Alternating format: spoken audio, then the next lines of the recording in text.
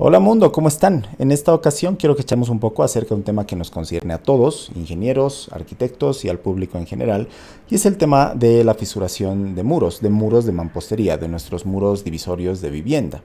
Si bien es cierto que las causas por las cuales estos muros se fisuran son diversas, de hecho es uno de los temas más estudiados dentro de la patología estructural.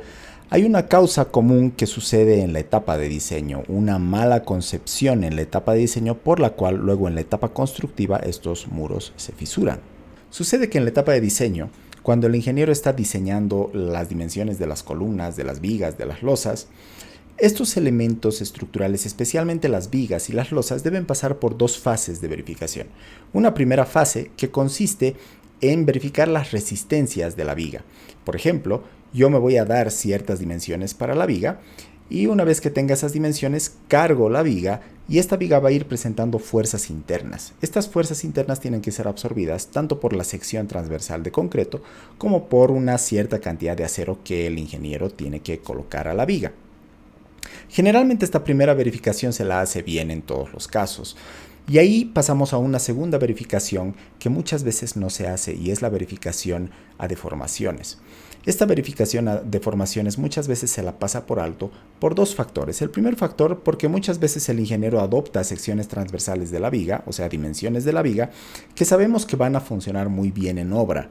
Y el segundo factor es porque estas deflexiones muchas veces son tediosas de calcular. El proceso de cálculo y de verificación de deflexiones suele ser un poquito largo y muchas veces se lo pasa por alto por ese motivo.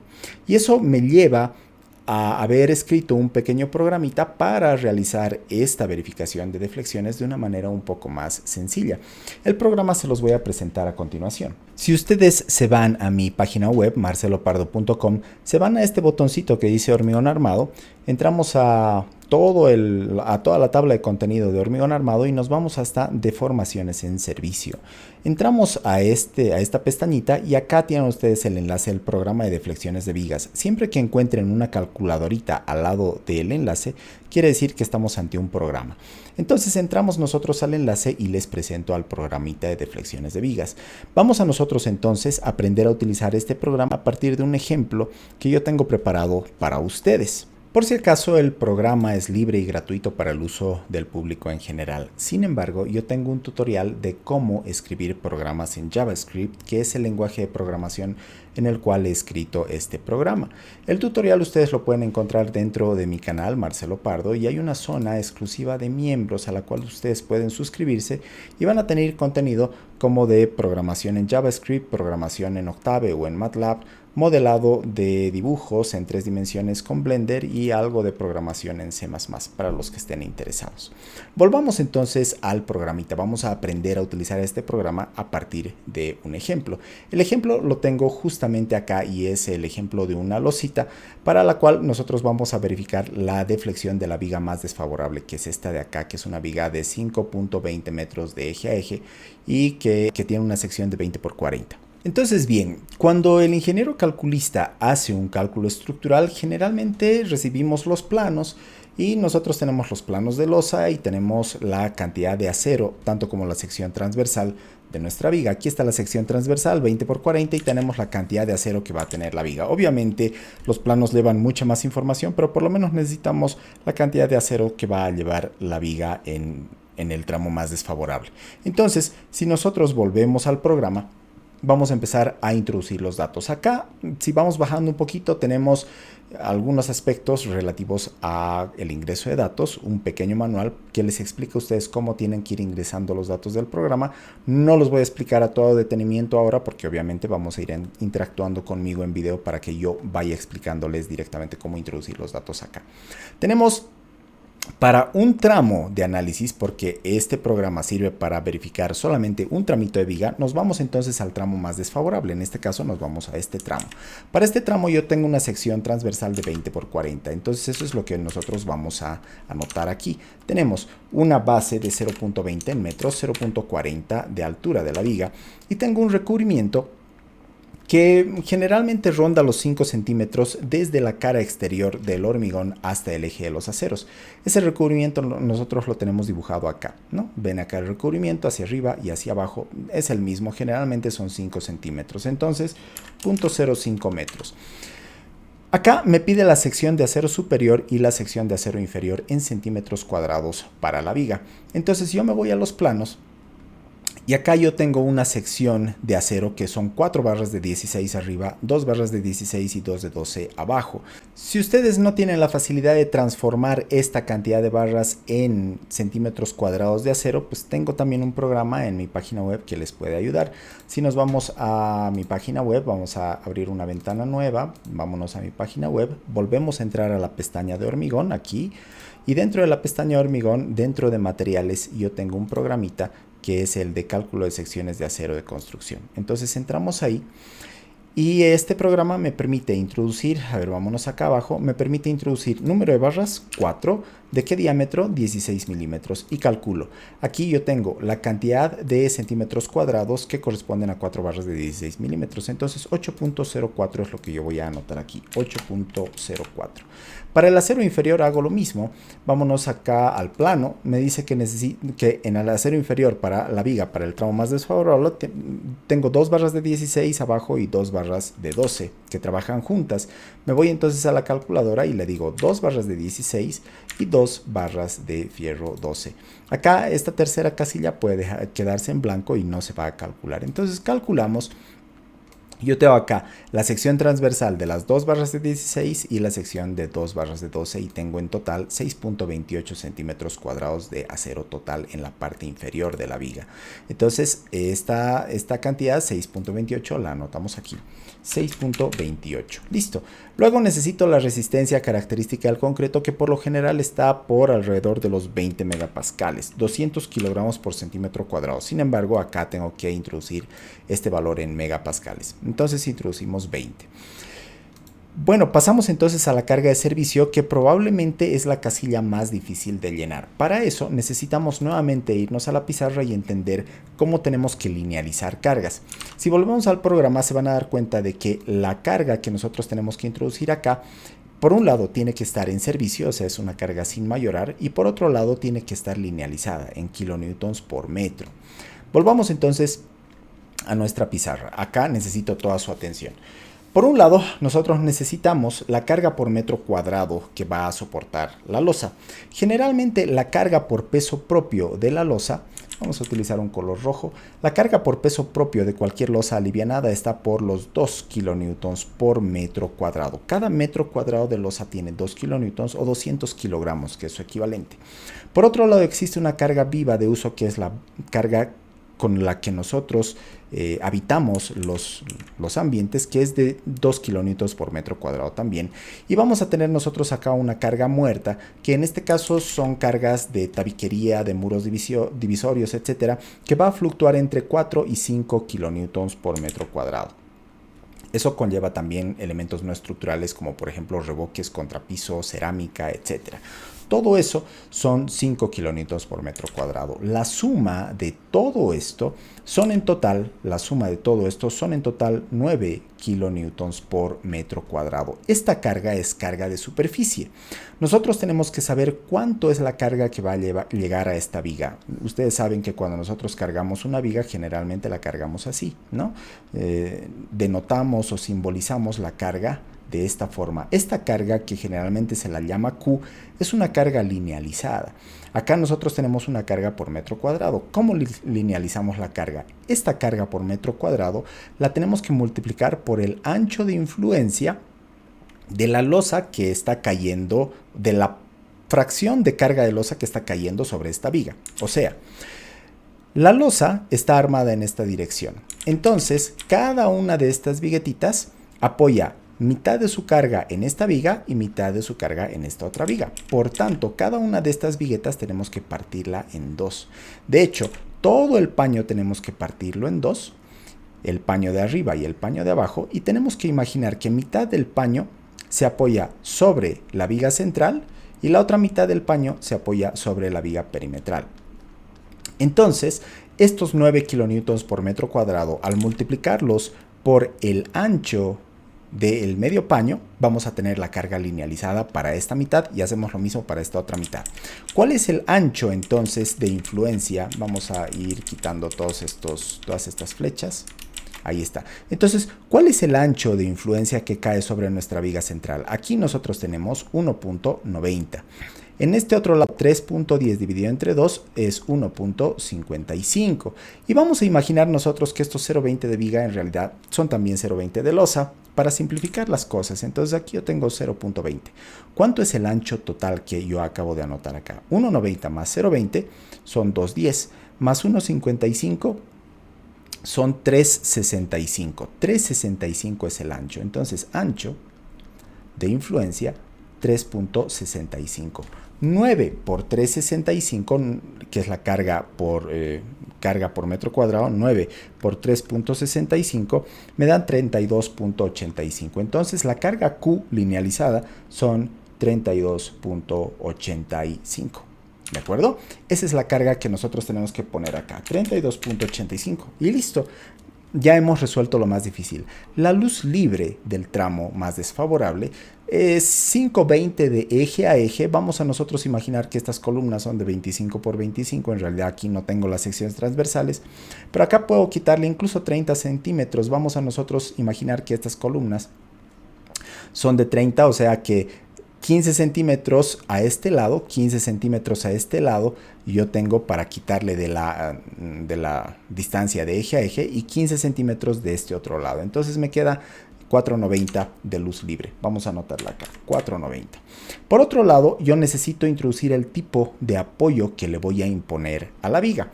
Para entender el tipo de apoyo nos vamos a venir acá arriba.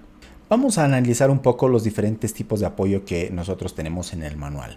Cuando nosotros tenemos vigas de un solo tramo y están apoyados en muro, las vigas están apoyadas en muros como en este caso, nosotros tenemos que concebir a la viga como si fuera articulada en ambos extremos. ¿Por qué es esto? Porque cuando la viga se apoya en un muro, esta viga es libre de rotar en el apoyo. Generalmente la unión entre la viga y el muro no es tan monolítica como para que la viga al intentar deformarse se lleve al muro consigo. Generalmente se forman fisuras entre el muro y la viga que hacen que la viga pueda rotar libremente. Entonces se concibe a este apoyo como si fuera articulado. ¿Qué sucede cuando nosotros tenemos una viga conectada a columnas en los extremos y esta viga es de un solo tramito? Pues sucede algo parecido. Generalmente cuando la viga está conectada a una columna para una vivienda, esta columna no es lo suficientemente rígida como para no deformarse cuando la viga intenta deformarse. La viga cuando se deforma va a intentar rotar en los extremos y esa rotación va a intentar llevarse consigo al elemento al cual esté conectado. En este caso, la viga está conectada a la columna y al intentar deformarse va a intentar deformar también a la columna. Las columnas, al ser tan delgadas para vivienda, intentan rotar junto con la viga. Por tanto, no significan un empotramiento para la viga. La viga es libre de rotar incluso al estar conectada en columnas como en este caso. Es por eso que nosotros vamos a concebir a la viga articulada incluso cuando esté conectada a columnas en los extremos. Cuando nosotros tenemos una viga continua, cuando tenemos una viga que continúa más allá del tramo que nosotros estamos analizando, esta continuidad nos puede garantizar un empotramiento para el tramo de análisis. O sea, como la viga es continua, el acero también es continuo a lo largo de la viga, generalmente esta continuidad hace que la viga no rote libremente justo en el nudo. ¿Ok? Entonces en esos casos nosotros vamos a considerar los extremos de esta viga cuando es continua como empotrado. Entonces ya podemos entender qué sucede acá. Cuando nosotros tenemos una viga que solamente es continua hacia un extremo, ese extremo lo podemos considerar como empotrado, pero el otro lo vamos a considerar como articulado, especialmente si estas columnas son pequeñas comparadas con la rigidez de la viga. Solo en algunos casos de edificios muy grandes donde la columna es sumamente robusta, digamos tenemos una columna de 50 por 60, ahí sí podríamos considerar que la viga va a empotrarse a la columna. Pero en otros casos de viviendas pequeñas es bueno considerar a la viga discontinua en ese extremo como articulado. Y bueno, el voladizo se explica por sí solo, creo que no merece mayor explicación.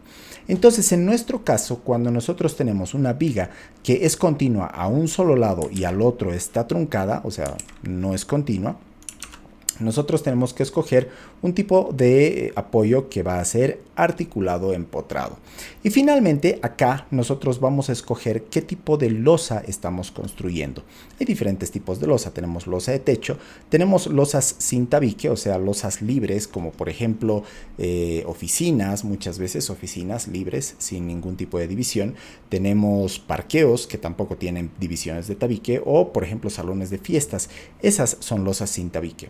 Luego tenemos otro tipo de losas con divisiones de drywall o de madera, que son losas que pueden deformarse relativamente, digamos, con relativa libertad, porque estas deformaciones de losa no van a dañar el drywall o la madera, porque son elementos, digamos, que no son susceptibles de dañarse tanto ante deformaciones. Sin embargo, si sobre la losa va a construirse un muro divisorio o tabique de ladrillo o de vidrio, entonces ahí tenemos restricciones muy fuertes de deformación. O sea, esta losa no puede deformarse mucho. Debido a que nosotros hemos considerado acá para la carga muerta 5 kN por metro cuadrado, esta carga corresponde a muros divisorios de ladrillo de cerámica. Entonces vamos a escoger ese tipo de losa y ahora nos vamos a calcular. Dentro de los resultados tenemos una primera sección de resultados que son resultados intermedios, que lo único que están haciendo es calcularnos inercias, momentos críticos, momentos solicitantes, etcétera, que son pasos intermedios para llegar a las deflexiones finales de la viga. Estos primeros resultados entonces no nos interesan mucho. Lo que nos interesa conocer son las deflexiones de la viga. Fíjense, esta viga se va a deformar, va a tener una deflexión inmediata de 9.3 milímetros. O sea, en cuanto yo le ponga toda la carga a esta viga, se va a deformar casi 1 centímetro. Y producto de la deformación plástica por fluencia del concreto, esta viga a lo largo del tiempo se va a ir deformando aún más, va a deformarse hasta 17.5 milímetros. Ahora bien, nosotros a partir de esta última opción, le hemos dicho que nosotros vamos a construir una losa con divisiones de ladrillo y de ladrillo cerámico. Entonces se ha impuesto una deflexión máxima permitida de L/400. Si nosotros tuviéramos, por ejemplo, una planta libre, una losa sin tabique, y calculamos, esta losa automáticamente relaja sus restricciones de deformación máxima a L/360, o sea, se permite que la losa se deforme más cuando nosotros no tenemos tabique. Pero como tenemos nosotros tabique, vamos a nosotros calcular esto, y aquí nosotros tenemos una restricción de que la viga solo puede deformarse la luz dividida entre 480, o sea, la viga solamente puede deformarse 10.2 milímetros y se está deformando en realidad 17.5 milímetros, y por eso nosotros tenemos las conclusiones de que la viga se deforma más que el máximo admisible. Por tanto, esta viga va a fallar a deflexiones, por tanto los muros se van a fisurar sobre esta viga. Entonces lo que nosotros tenemos que hacer es incrementar la sección transversal de la viga. Para eso nosotros nos vamos acá y tenemos que incrementar, digamos, la viga a 0.5 por 0.25 y vamos a volver a calcular todos nuestros resultados. Y en este caso, habiendo incrementado la sección a una viga de 25 por 50, ahí ya tenemos una viga que satisface, digamos, a las deformaciones, y dice que la viga se deforma menos que el máximo permisible. Fíjense, la viga se está deformando 9.2 milímetros y la máxima admisible son 10.2. Entonces nosotros ya podemos estar casi seguros de que esta viga va a deformarse adecuadamente para sostener las cargas que le estamos imponiendo. ¿Ok? Esa es la manera entonces en la que nosotros deberíamos verificar las deflexiones de nuestras vigas. Obviamente ustedes no saben exactamente lo que hace el programa por dentro. La teoría de deflexión de vigas es un poquito larga, y para ustedes estar seguros de que se están cumpliendo estas deflexiones, ustedes deberían hacer algunos cálculos a mano o escribir en su defecto sus propios programas. Esa es la deficiencia de todos los programas finalmente, de que ustedes no tienen el control completo del programa y no saben exactamente qué es lo que hace el programa por detrás. Si lo supieran, seguramente ustedes estarían mucho más seguros escribiendo sus propios programas, y ahí vuelvo a lo que les decía acá, es mucho mejor que ustedes aprendan a programar sus propios programas, y para eso yo también tengo tutoriales. No tengo entonces nada más que enseñarles. Espero que les haya gustado el video, espero que les haya sido de utilidad y espero que haya generado un poco más de conciencia en la comunidad de ingenieros para hacer la verificación de deflexiones, que ahora es un poquito más fácil que antes gracias al programa que les estoy regalando. ¿Listo? No tengo más entonces que mostrarles. Nos vemos en un siguiente video. Adiós.